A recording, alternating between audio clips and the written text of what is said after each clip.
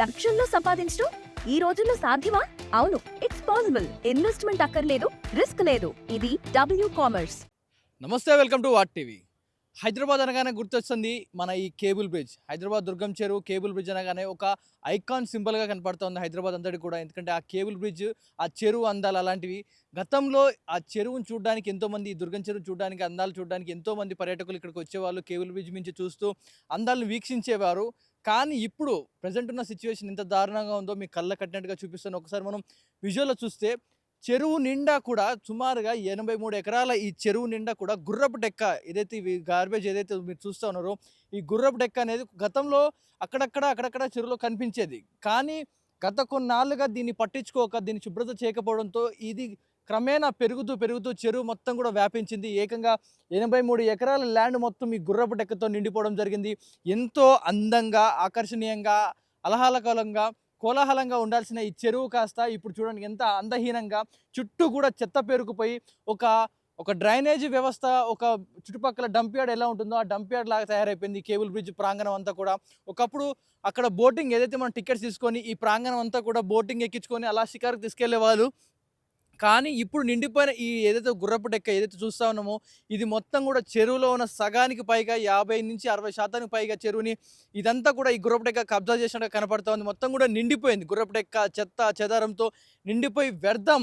ఎంత దుర్గాసన వస్తుందంటే ఈ చుట్టుపక్కల ఈ పార్కును చూడడానికి ఒకప్పుడు సుమారుగా సాయంత్రం వేళలో సుమారుగా 2000 నుంచి 5000 మంది ఈ చుట్టుపక్కల అందరూ కూడా వాకింగ్ చేసుకుంటూ వారి పిల్లల్ని తీసుకొచ్చి ఫోటోలు దిగుతూ చాలా ఆహ్లాదంగా, ఎంతో సంతోషంగా ఉండే ఒక టైం స్పెండ్ చేయడానికి వచ్చేవాళ్ళు. కానీ ఇప్పుడు ఈ కేబుల్ బ్రిడ్జ్ వైపు, ఈ దుర్గం చెరువు వైపు కన్నెత్తి చూడాలన్నా భయం వేసేలాగా తయారైపోయింది దీని పరిస్థితి కూడా.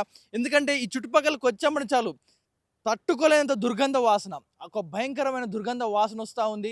దానికి తోడు ఇప్పుడు ఈ గుర్రపు డెక్క పేరుకుపోవడంతో ఈ చుట్టుపక్కల ఉన్న కాలనీలు కానీ, నివాసాలన్నీ కూడా కొన్ని వందల లక్షల దోమలతో చుట్టూ ఏరియా మొత్తం కూడా ఆ దోమలకి ఇది ఒక నివాసంగా మారిపోయింది. గుర్రపు డెక్క సాధారణంగా చెట్లు అంటే మనకు ఆక్సిజన్ ఇస్తాయి, కార్బన్ డైఆక్సైడ్ తీసుకొని మనకు ఆక్సిజన్ ఇస్తాయి.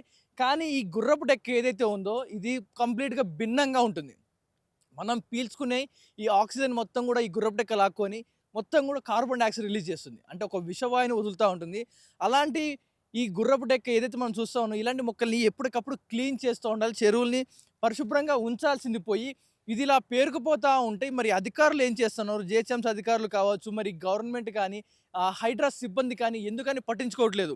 దీనిపై ఆర్టీవీ కూడా వరుసగా కథనాలు చూపించడం జరిగింది. వరుస కథనాలకు కొంచెం చలించిన హైడ్రా సిబ్బంది కావచ్చు, ఇటు జిహెచ్ఎంసీ అధికారులు కావచ్చు, కొంత మేరకు తాత్కాలికంగా ఒక జేసీబీని ఇక్కడ పెట్టి స్టార్టింగ్లో ఎక్కడైతే ఎడ్జెస్లో ఈ గుర్రపు ఎక్కడ ఉంటుందో నామమాత్రంగా చూపించుకోవడానికి, జనాలకు చూపించడం కోసం కొంచెం మేరకు క్లీన్ చేశారు. ఇక్కడ జేసీబీ ఉంది, మనం చూసుకోవచ్చు. కొంచెం నామమాత్రంగా ఏదో తీసామంటూ ఫోటోల కోసం 4 గుర్రపు డెక్కల్ని అక్కడి నుంచి ఇక్కడ జరిపేసి ఇప్పుడు పని ఆపేశారు. మధ్యలో పని ఆపేసి ఆ జేసీబీ అక్కడే పడిపోయింది. అధికారులు అక్కడ తీసుకుంటా ఉన్నారు. ఒక్కరోజు నామమాత్రంగా ఆర్టీవీ కథనాలకి చెల్లించి ఒక్కరోజు నామమాత్రంగా జేసీబీ పెట్టి ఏదో ఎడ్జ్లో ఉన్న గుర్రపు డెక్కని తీసి పక్కకు పెట్టారు. కథం అయిపోయింది.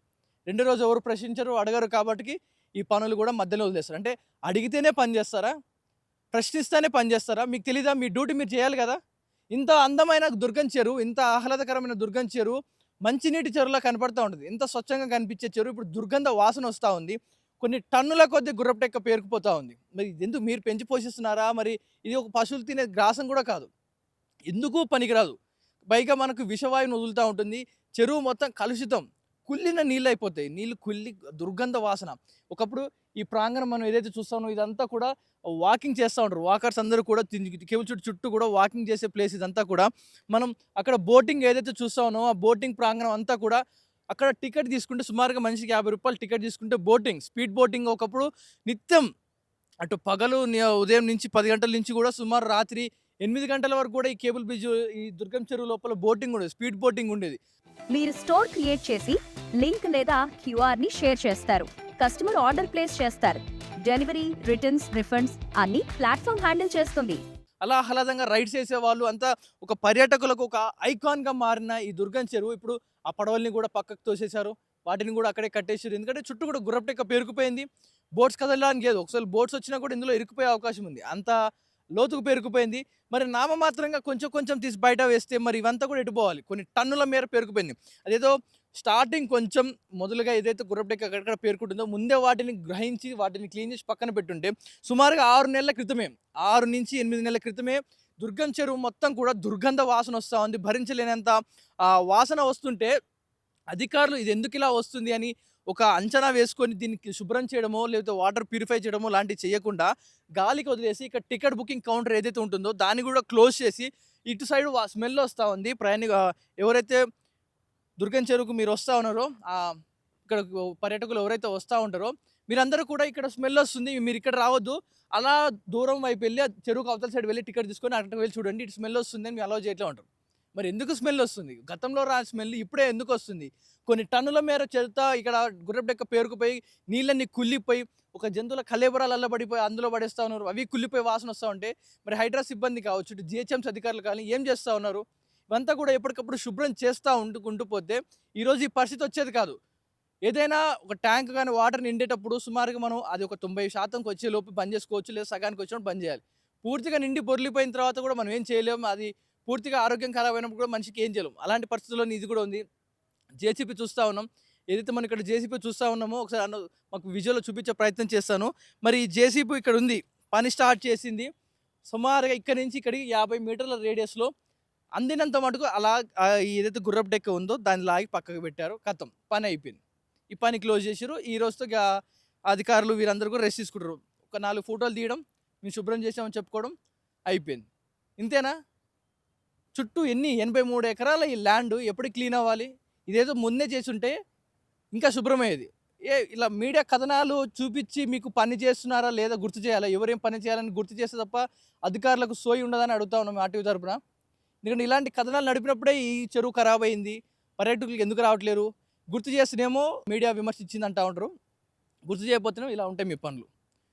మీలో ఎంతమంది ఆర్టీవీ ప్రేక్షకులు ఒకసారి మీరు ఎంతమందికి ఇక్కడ దుర్గం చెరువుకి వచ్చినప్పుడు ఎంత దుర్గంధ వాసన ఎంతమందికి వచ్చింది? ఇక్కడ రావడానికి భయపడిన ప్రదేశంగా ఉన్న పరిస్థితిలో ఎంతమంది చూశారు? అండ్ ఇప్పుడు గతంలో చూసిన దుర్గం చెరువుకి ఇప్పటికి మీకు ఇప్పుడు ఇంత గుర్రపు డెక్క ఇంత చిత్త పెరిగిపోయింది కదా, గతంలో దానికి ఇప్పటికి ఎంత మీకు డిఫరెన్స్ వేరియేషన్ కనిపిస్తుందో కింద కామెంట్ రూపంలో తెలియజేసే ప్రయత్నం చేయండి. ఇది ఈ చెరువు పరిస్థితి ఇలా ఉంది.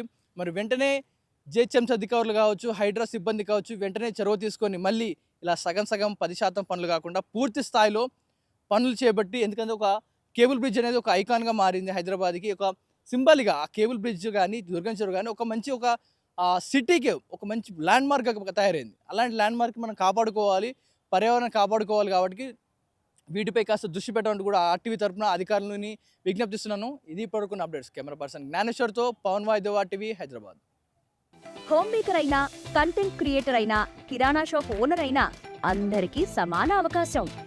భారతదేశం మొత్తం మీద దాదాపు 25,000 మందికి పైగా WCommerce తో స్టోర్స్ నడుపుతున్నారు. Visit www.wcommerce.store